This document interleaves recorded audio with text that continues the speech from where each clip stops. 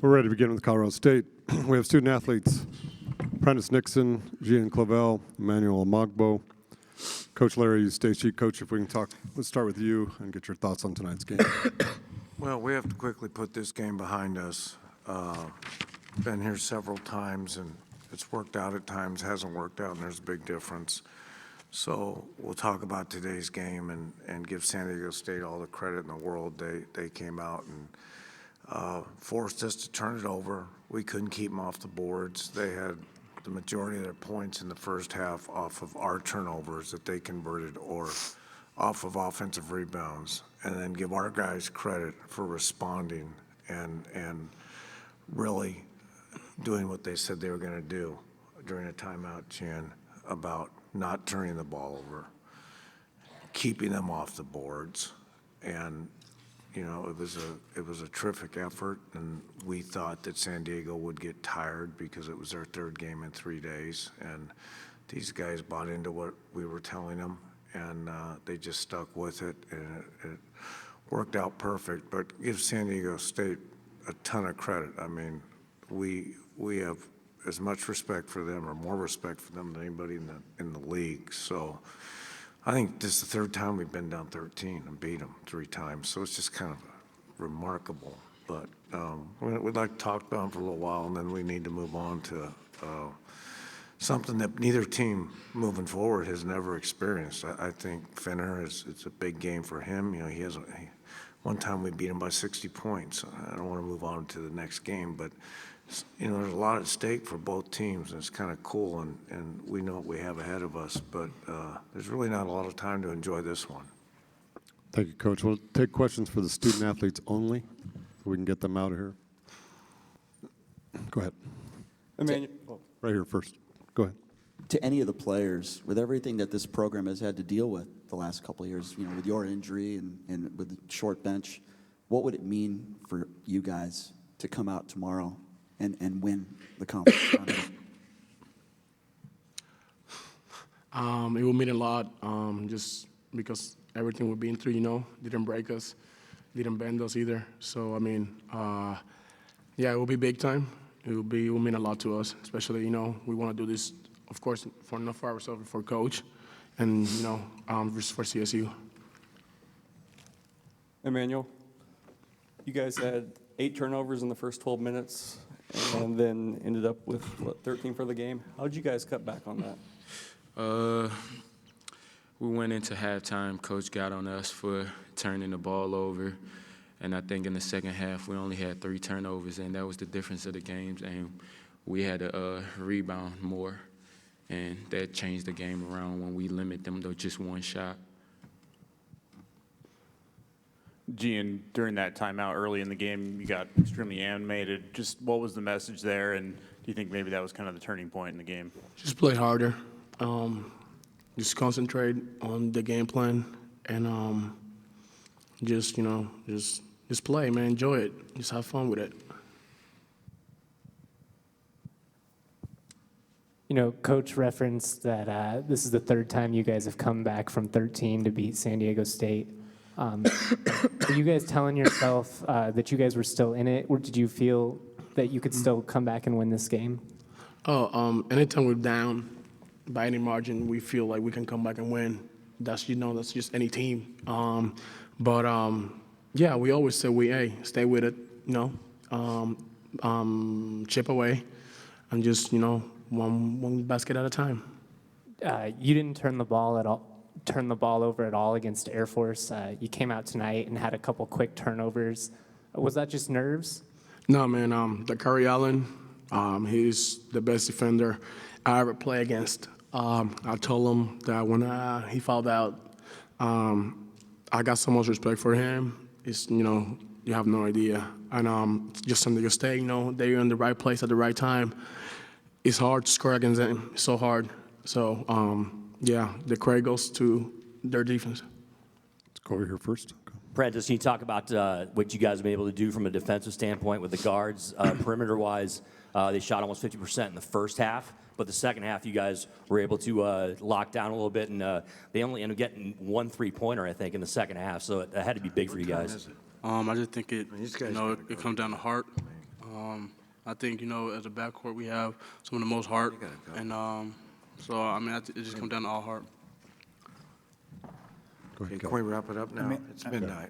We'll take one more question, then we'll One more get. question. Emmanuel, just what's this? You've dedicated this whole season to your family and all. What's it mean to just keep winning like this, keep going on, keep playing, and really keep the dream alive of what you guys might still be able to accomplish?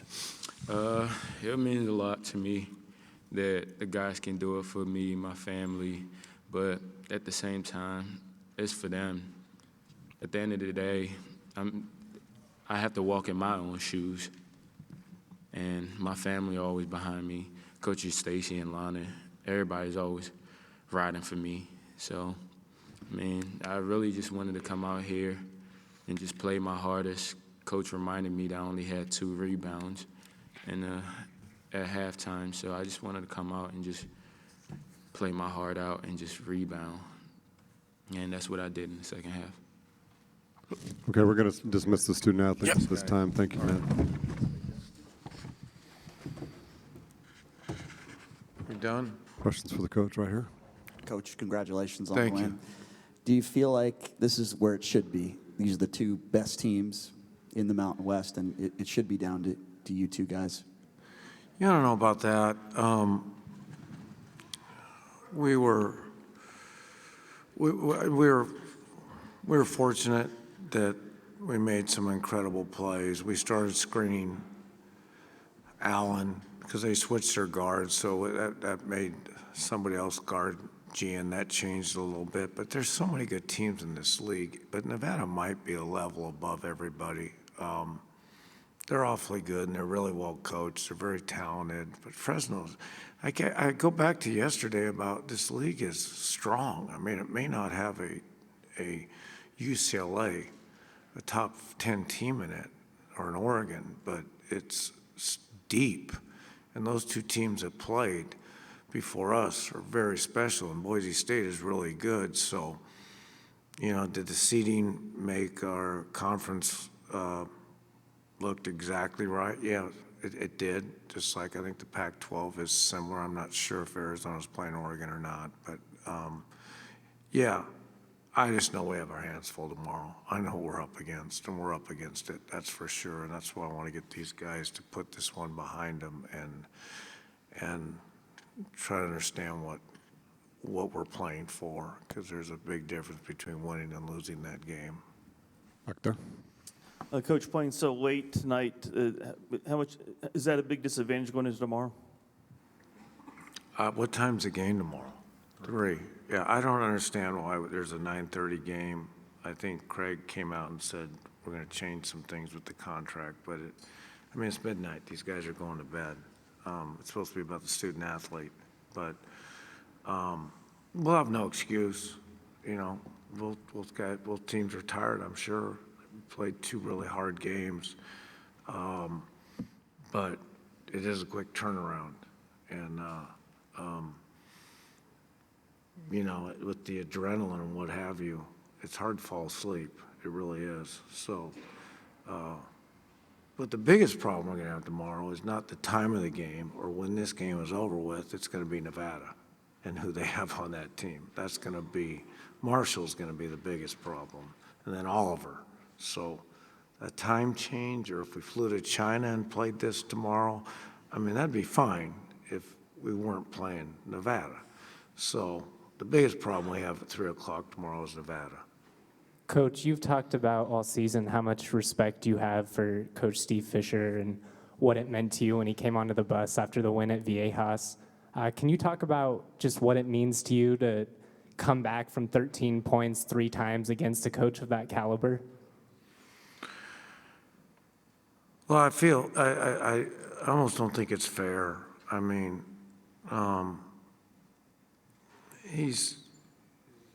There's no words to describe Steve Fisher.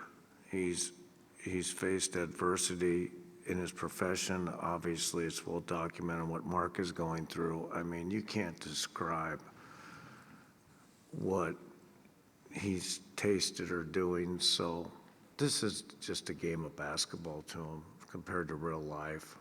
We talk a lot. I understand him, but I've met a lot of great coaches. I've met a lot of people, and he's the finest person that I've met in athletics. Forget about basketball coaches. Forget about whoever. He's the finest man I've ever met in this business, and one of the finest I've ever met in anything. So it means, you know, I almost would have lost today. I wouldn't have felt bad because that means he would have won. So there's a real friendship there. Coach, also on Steve Fisher, he said he hasn't decided yet if he's going to come back next season. Do you have a sense that he might walk away, or do you have a sense that he's such a competitor that he's not going to leave after a 9-9 sixth-place season? Well, we might walk away together, just between you and me. So we got a little beach house in Del Mar, him and I. So we may just be playing checkers and you know, sitting out there with Mark and Lana and everybody. So I don't know. You know, he's so competitive. I can't answer that, but whatever he does, he's made his mark. I know he'll stay with San Diego State and be a part of their athletic department. And I mean, the only school I could get into is San Diego State. That was the only one that accepted me at one time. I mean, everybody else declined me because of my GPA. Now you can't get in there. And I think San Diego State basketball has had a lot to do with that. I mean, he has meant millions upon millions of dollars to that university through exposure and revenue and what have you. So I hope he comes back because he's good for the game of basketball. And then, can you pinpoint what allowed you guys to overcome just such a terrible start? And did Gian have a role in that timeout? When Yeah, he did. That was really big. You're exactly right. He was, you know, sometimes my words fall on deaf ears, but Gian was very, very explicit. The ultimate competitor, the ultimate warrior at that moment, and that was the turning point of the game. And there was a point in the game when JD was out of the game and said a few words that I knew it was time for him to go back in the game, and he turned it around too. So, but that was the turning point. He wasn't going to let us lose today, or at least make us aware of how bad we were playing. Couple more questions.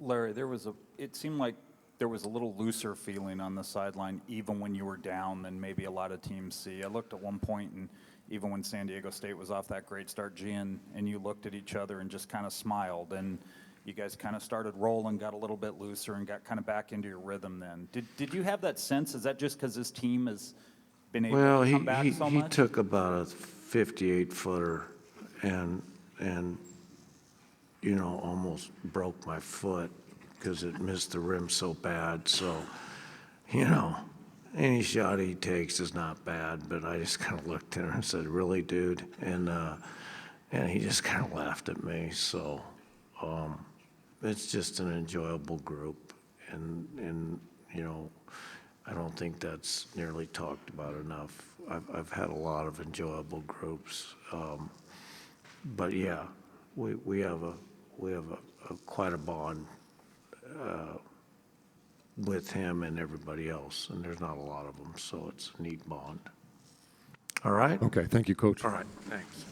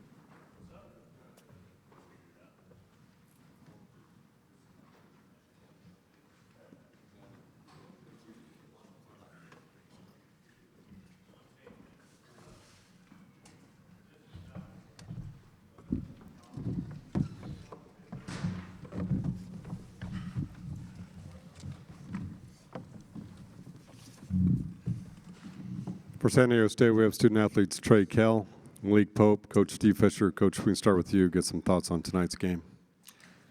Always disappointing when it's over. It's always disappointing when you don't have another game to look forward to. And that's who we are right now. They beat us. We jumped out to that big early lead, but I didn't think that they would wave the white flag and surrender. They did what everybody does. They competed and fought and made some big plays to come back and earn the victory. Proud of our team, disappointed that we're no longer playing. Thank you, Coach. Questions for the student athletes? Over to your left, guys. Malik, this is the third time CSU's been able to come back from 13 to beat you guys. Can you just talk about what happened in the second half and what was different? They're a good team. They made big shots. You know, we played hard defense, contested big shots, so give them credit when it's due.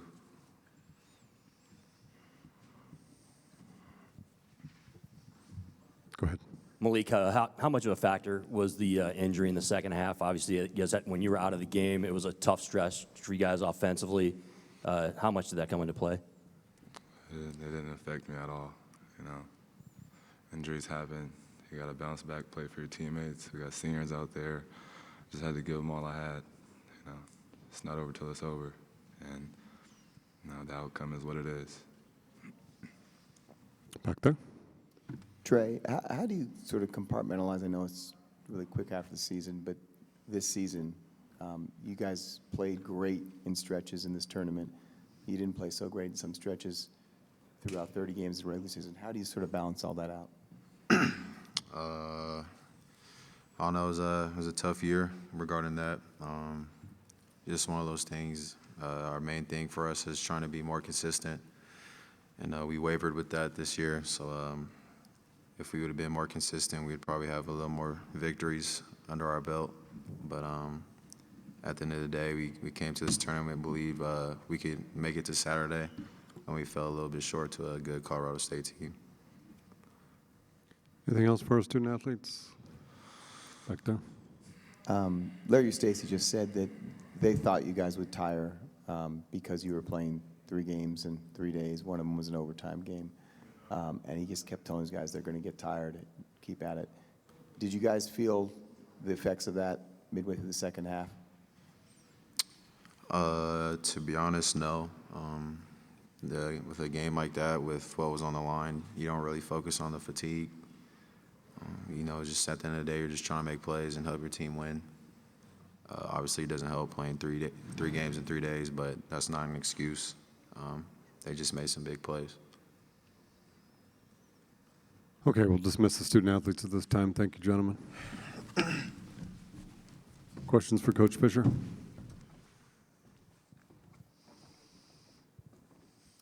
Coach, you just said that you don't have another game to look forward to. Is that do you not intend to go to a tournament other than the NCAA or on the slim chance you get an NIT berth?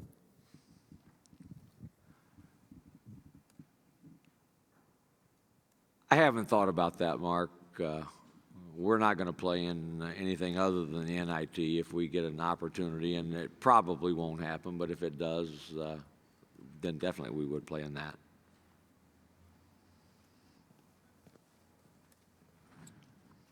Anything else? Go ahead. You guys had a huge rebounding advantage in the first half, and they had a lot of turnovers. They talked about turning those 2 things around. Did you see that as the key to what happened, or did you see something else out there? We struggled with consistency all season long, and we've had stretches where we've done different things that have been hurtful to us, and we turned the ball over too much. We had some good shots that we didn't make, and they had some hard shots that they did make, and I think that was a huge factor to it also. When it was a tie game with 4 or 5 minutes to go, I know they had three threes in that stretch, Cavell, Amagbo, and Page, that were guarded, closely contested. And teams that win make plays like that. Those were not layups. Those were not gimmies. Those were not freebies. They made those plays. They beat us up on the boards at their plays. And in first half, we did a yeoman's work on the boards. We, for whatever reason, weren't able to get as many in the second half. I think we only had 3 offensive rebounds in the second half. But they beat us. The first 2 games we lost, when you lose the way we did, we say could have, would have, should have. But tonight they beat us. And I salute them and wish them good luck as they play tomorrow. One more thing. In the second half, you went with your starters for a while there. You had a flow going, and you got into 7, 8, 9 minutes into the half. Talk us through the decision to go to the bench, keep those guys in there. Did you just feel like they were just getting too tired? I think you make decisions. We've got a lot of guys that can play, and we've never played guys for long stretches. We felt like we could add energy and add something when we went to the bench. And you play guys, and you can't play guys for 40 minutes. Okay. Thank you for your time, Coach.